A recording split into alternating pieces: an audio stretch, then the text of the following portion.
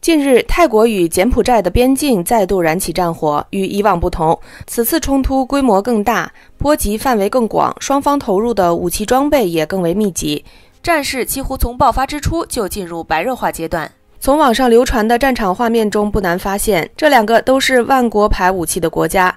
此次都有不少中国产武器亮相。那么，双方究竟部署了哪些中式装备？这场冲突的背后又藏着怎样的纠葛？大家好，欢迎来到星球热点，国家大事从不缺席，舆论场中抽丝剥茧，聚焦独家中国资讯。点赞、订阅、加小铃铛，带你用不一样的视角读懂中国故事。最近几天，泰国和柬埔寨边境又打起来了，而就在开战的第二天，柬埔寨终于亮出了真正的杀手锏——中国制造的 PHL-03 型300毫米远程火箭炮。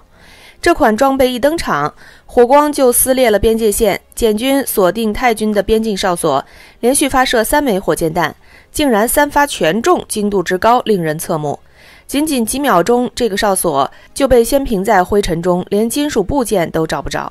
PHL-03 之所以能达到如此精准的打击效果，核心在于它搭载的惯性制导与北斗卫星复合定位系统。这个系统可以让它的圆周误差可控制在10米以内，如果配合无人机实施实时校射，这一误差还能进一步压缩。显然，柬军在此之前已完成对目标的精准侦察与锁定，只待发射指令下达便发起致命一击。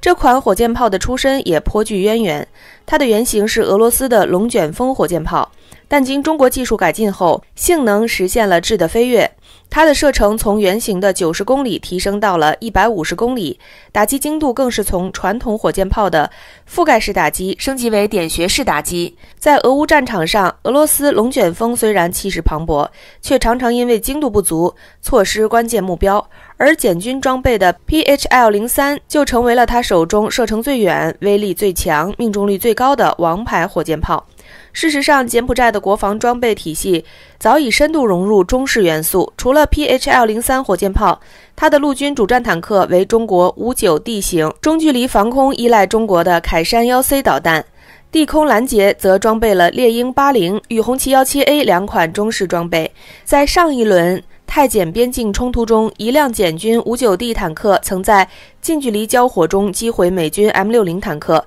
这也是柬军装甲部队少有的经典胜绩。而泰国军队同样装备了不少中式武器，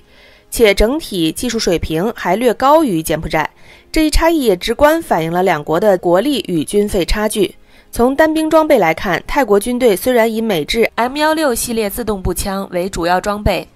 但也列装了中国产 CQA 步枪。这款步枪是中国基于 M16 仿制的出口型装备。泰国采购 CQA 一方面是为了补充战场损耗，另一方面也是出于控制军费成本的考量。而柬埔寨军队则仍大量装备中国56式冲锋枪，同时配备少量79式狙击步枪。如此一来，在前线对峙的双方士兵手中都握着中国造步枪，机械化部队的中械印记更为明显。泰国军队装备了中国 VT4 主战坦克、VN1 轮式装甲车、85式装甲车、653装甲抢修车以及 MFB84式两款架桥车，其中85式装甲车已被拍到向泰柬边境机动的画面。柬埔寨军队则列装了少量59式坦克、62式与63式轻型坦克以及63式装甲车。当然，正如外界所熟知的，泰柬两国的武器装备都呈现万国牌的特征，除了中国武器，双方的重武器还来自美国、苏联、俄罗斯、德国、以色列、奥地利、比利时、瑞士、巴西、南非、新加坡、乌克兰等多个国家。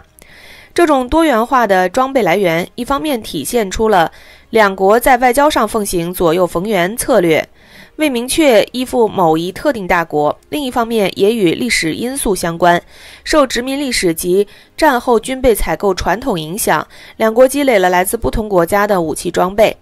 从双方装备的中国武器型号不难看出，泰国的装备技术水平整体更先进，这一点在它外购的其他国家武器上同样体现明显，而这本质上是两国国力与军费差距的直接结果。数据显示，泰国的 GDP 约为柬埔寨的10倍。军费方面，因统计口径不同，泰国近年军费维持在50亿至80亿美元之间，柬埔寨则仅为6亿至8亿美元，双方军费差距同样约为10倍。而悬殊的实力差距也为边境冲突的态势埋下了伏笔。很多人可能会疑惑，平时来往密切的泰柬两国怎么会突然兵戎相见？其实引起这场冲突的根源要追溯到100多年前的殖民历史。1907年，法国殖民者在绘制泰柬边境地图时，将拥有1000年历史的百威夏寺划归柬埔寨，却并未明确该寺周边4.6平方公里领土的归属。这座古寺在两国眼中都是民族文化的核心象征，谁也不愿退让。1962年，海牙国际法院裁定百威夏寺归柬埔寨所有，但泰国始终不认可周边土地的划分方案。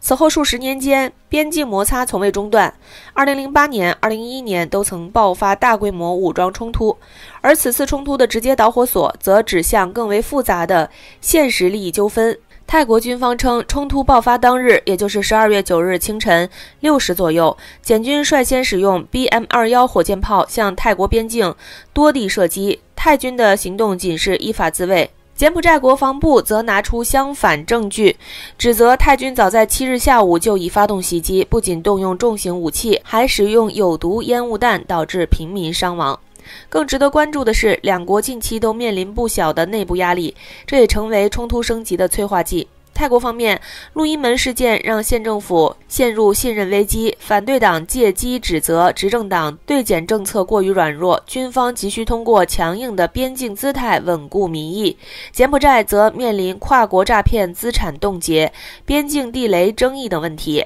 政府支持率承压巨大，边境冲突在某种程度上成为转移国内焦点的突破口。炮火之下，最无辜的是两国平民。在泰国五里南府的临时避难所里，60岁的村民桑坤裹着薄毯坐在地上，手里紧紧攥着全家福。炮弹落在村口时，我们全家只来得及抓几件衣服就跑了，家里的房子和稻田都不知道怎么样了。他的话道出了无数难民的心声。避难所内挤满了流离失所的民众，食物和饮用水供应紧张，孩子们常常吓得整夜啼哭。在柬埔寨百威夏省，7岁的小女孩索帕因躲避炮火摔倒受伤，额头缠着厚厚的绷带，却还天真地问妈妈什么时候能回家。截至9日，泰国已有990所学校因冲突关闭，柬埔寨边境地区也有377所学校停课，超过80万名学生被迫中断学业，数十家医院暂停服务，边境民众连基本的医疗保障都成了奢望，而两国的强硬表态更让局势雪上加霜。泰国总理阿努廷在电视讲话中明确表示，在柬埔寨军队的威胁消除前，绝不进行停火谈判，同时命令军方采取一切必要措施维护国家主权。柬埔寨参议院主席洪森也不甘示弱，在社交媒体上宣布已发起全面反击。他坦言，因不清楚泰军的具体占领目标，只能在所有区域设防。两国都不愿先低头，却忽略了战争的代价，最终都将由普通民众承担。值得欣慰的是，国际社会已着手介入调解。东盟轮值主席国马来西亚总理安瓦尔紧急呼吁双方立即停止战斗，保护平民安全，回归外交谈判轨道。联合国秘书长也发表声明，敦促两国遵守国际法，通过对话协商解决分歧。作为东盟成员国，泰柬长期冲突不仅会破坏东南亚地区的和平稳定，还将严重冲击双边贸易、旅游合作等民生领域。数据显示，两国边境贸易额每年高达数十亿美元，旅游业更是双方的经济支柱产业。持续的炮火无疑会让两国经济遭受重创，最终得不偿失。更具讽刺意味的是，就在2个月前的东盟峰会上，泰柬两国还签署了和平联合声明。承诺通过外交途径解决边境争端，甚至已从边境撤出部分重型武器。短短几十天，局势便从握手言和急转至刀兵相见。这背后既有历史积怨的集中爆发，也有现实利益的激烈博弈。但归根结底，没有任何矛盾值得用战争来解决。领土争议可以通过勘界谈判逐步厘清，政治分歧能够通过平等沟通化解，而平民的生命与家园一旦被毁，便再也无法复原。